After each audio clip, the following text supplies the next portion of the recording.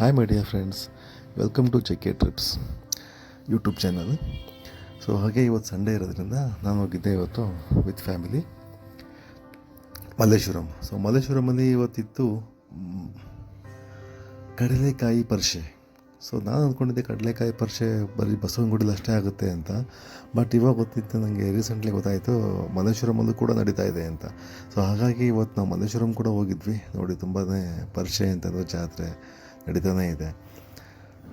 ತುಂಬ ಕಡಲೆಕಾಯಿ ಎಲ್ಲ ಇಟ್ಟಿದ್ರು, ಮಾರ್ತಾಯಿದ್ರು. ಮತ್ತು ಮನೆಗೆ ಅಲಂಕರಿತ ವಸ್ತುಗಳೆಲ್ಲ ಸೇಲ್ ಮಾಡ್ತಾಯಿದ್ರು. ಒಂದು ನೋಡಿ, ಇಲ್ಲಿ ಫ್ಲವರ್ಸು ಎಲ್ಲ ಆರ್ಟಿಫಿಷಿಯಲು.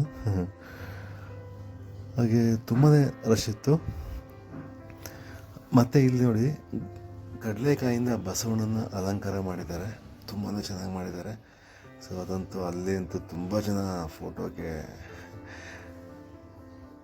ಫೋಟೋಗಳು ತೊಗೊತಾ ಇದ್ರು. ಸೊ ನಾವು ತೊಗೊಂಡ್ವಿ, ತುಂಬಾ ಚೆನ್ನಾಗಿದೆ. ಸೊ ಇದು ಕಾಡು ಮಲ್ಲಿಕಾರ್ಜುನ ಸ್ವಾಮಿ ದೇವಸ್ಥಾನ. ಅಲ್ಲಿ ಒಳಗಡೆ ನಾನು ಇವತ್ತು ಹೋಗಲಿಲ್ಲ. ಗಂಗಮ್ಮ ದೇವಸ್ಥಾನ ಇದೆ ನೋಡಿ, ಇಲ್ಲೇ ಇದೆ. ಇದು ಬಸವಣ್ಣ ದೇವಸ್ಥಾನ. ಬಸವಣ್ಣ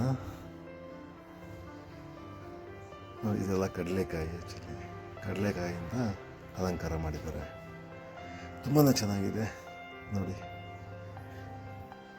ಸೂಪರ್ ಅಲ್ವಾ? ಸೊ ಹಾಗೆ ಗಂಗಮ್ಮ ದೇವಸ್ಥಾನ ಒಳಗಡೆ ಹೋಗಿದ್ದೆ. ಸೊ ಅಲ್ಲಿನೂ ತುಂಬ ಚೆನ್ನಾಗಿತ್ತು. ಅಲ್ಲಿ ದೇವಿ ಅಲಂಕಾರ ಮಾಡಿದರು. ಅಲ್ಲೂ ದೇವಿ ಮುಂದೆ ಕೂಡ ಬುಟ್ಟಿ ಎಲ್ಲ ಇಟ್ಟಿದ್ರು, ಕಡಲೆಕಾಯಿ ಬುಟ್ಟಿ ಎಲ್ಲ. ಸೊ ನಮ್ಮ ಮಗ ಇದು ತಿಂತಾ ಇದ್ದಾನೆ ಪೈನಾಪಲ್.